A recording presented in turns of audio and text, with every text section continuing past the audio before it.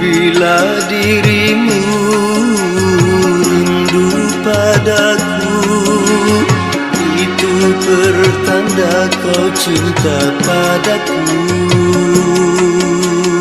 Memang ku cinta kepadamu. Bila dirimu cinta padaku, lebih lagi cintaku kepadamu. Dari itu jangan kau bersedih hati, masa bahagia akan tiba nanti.